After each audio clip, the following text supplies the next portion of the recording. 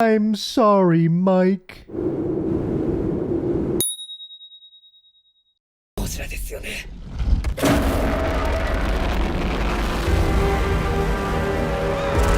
あんなもん倒せっかありません。東京がまた火の海になるのは見たくない。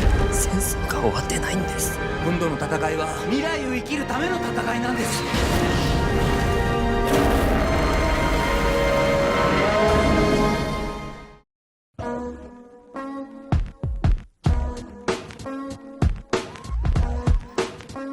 The visuals are fairly impressive for the budget. Granted, it's a little bit of a step down from Shin, but hey, same budget, some inflation, better 3D tools, ignore that last one. It's not a big deal as long as the action delivers. And for the most part, it does. Though, not always. Humans are routinely chucked away as if they were a PNG slowly shrunken until invisible. However, when the monster needs to look good, it does. The beams and resulting explosions were 10 times better than anything in Oppenheimer. Oh no, my lip bomb. Also, the cinematography is nicer than a lot of movies. Decent shot selection, some nice depth of field, plus a pleasing color palette. I'm a happy guy. I'm a happy guy. There were even a few ensemble shots that used framing to emphasize narrative themes. Gold Star!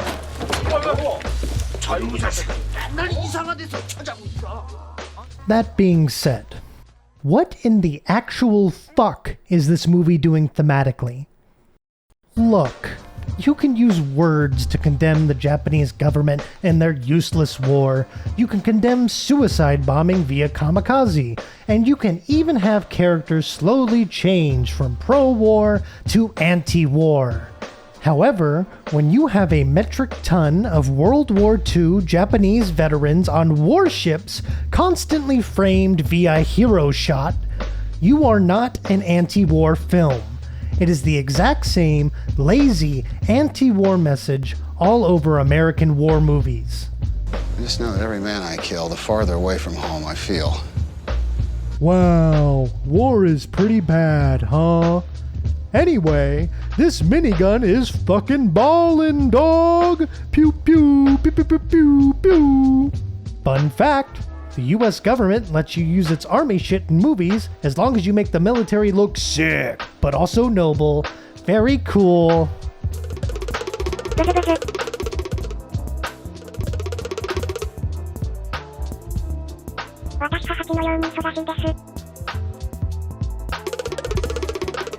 Instead of the bomb, it honestly feels like Godzilla is supposed to represent war in this film.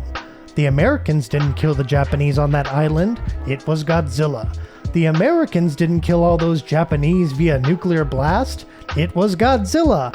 Plus, at the end of the movie, Godzilla is left alive but reforming underneath the sea, just like one war always seems to be the precursor for the next and the next and the next.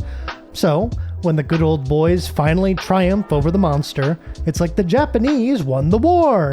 Yay! I'm sure all the people in Nanking will be happy to hear about that.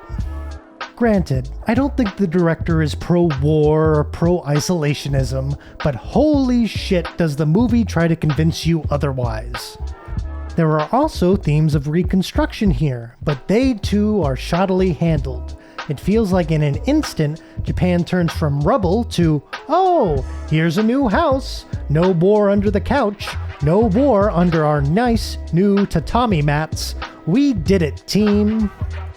There needed to be more time spent here, more picking up the pieces, trying to fix fractured places, fractured people. There is a symbol of reconstruction via the nurturing of an abandoned child of war, but again, not enough is done. Like, wow, the kid is a symbol of the future. We nurtured it.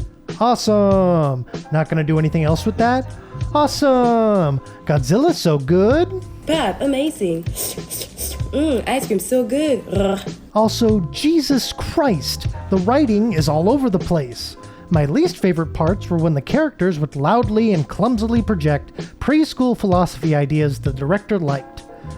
Who am I? What am I?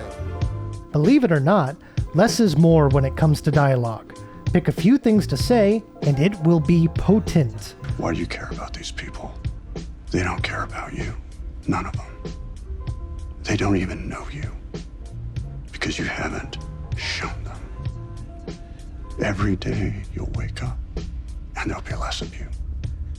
You live your life for them, and they don't even see you. You don't even see yourself.